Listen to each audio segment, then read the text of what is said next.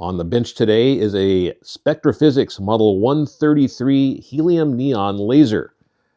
These were pretty common in the 1970s before lasers became really cheap. This has a standard laser tube inside, which we will show in a minute. But before we take the top off, let's go ahead and do a quick walk around. First thing to point out is the power supply exciter unit. This is the Spectra Physics Model 233 exciter. It's very basic, just has a red light for on and off, and a power cord that goes over to the laser module itself. The laser here is probably about 15-16 inches long. It does have a standard aperture up in front. If I remember correctly, this does remove.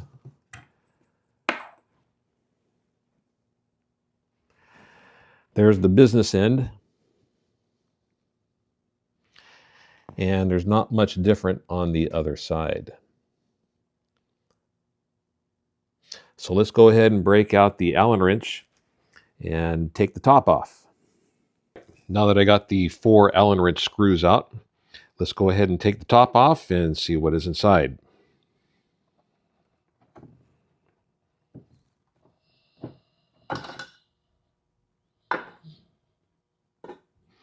All right, very basic. One standard helium neon laser tube.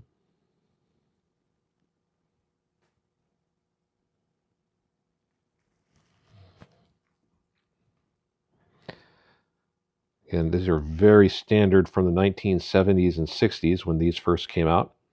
Really interesting, to note that these were in the thousands of dollars when they first came out back in the day. And you can get a laser that could literally catch things on fire for about $50, if not even less than that, on the internet, eBay, Amazon. But it just doesn't have the coolness factor that these older systems had. Now, this laser is not in the best of operating condition. I will go ahead and switch the exciter on. And it does illuminate, but you can see it's just giving a very slight glow here, almost in the ultraviolet range. I'm going to go ahead and leave this on for a few minutes and come back, because if I remember correctly, which was probably about 5 or 6 years ago, the last time I turned this thing on, if I leave it on for a little while, the exciter will ultimately kick in and kind of do what it's supposed to do, or maybe it's an issue with the tube being gassy. I'm just not sure, but it does tend to power up properly after being left on for a while. So let's see what happens. Well, no luck. It's been on for about 30 minutes. It did not kick in, and it's definitely the power supply. So I'm going to show you the power supply here in just a second after I kind of show you that it is lasing a little bit, but it's not even close to where it's supposed to be. So on the aperture end, you can see it's got a little bit here. It's more pronounced when I get closer on the back end of the tube. So you can see, there you go. There's that blue dot. If I remember correctly, I think these use close to about 4 to 5 kilovolts for the initial exciter voltage. And then when it kind of gets into cruise control, I think it's around 2,000 or 2,500 when it's under normal operating conditions.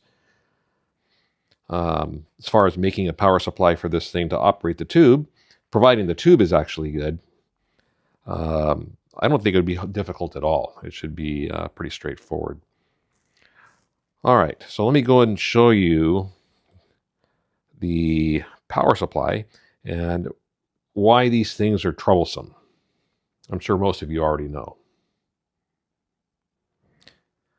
All right, just turn the lights back on. Pop the top of the exciter unit, and there we have. It's very basic. It's got a couple of ballast resistors here on the left. Check those. They are perfectly fine. The main power supply transformer is putting out what it's supposed to be. As far as the voltage multiplier rectifier circuit, It is a sealed unit, completely potted. So there's no getting into that, and I don't feel like scraping out all the rubber. It's better just to build a new power supply or a new exciter, and we'd be able to get this thing up and running. And really, other than nostalgia, this thing is more of a shelf queen, and I don't know what I would do with it if I did get it running, but it does look cool nonetheless. So I'll probably just kind of keep it as it is. I got no shortage of projects around here.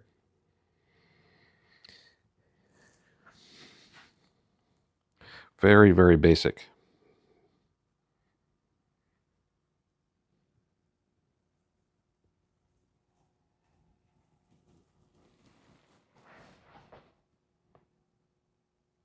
All right, and there you have it. The Spectra Physics Model 133 laser in its semi-operable condition.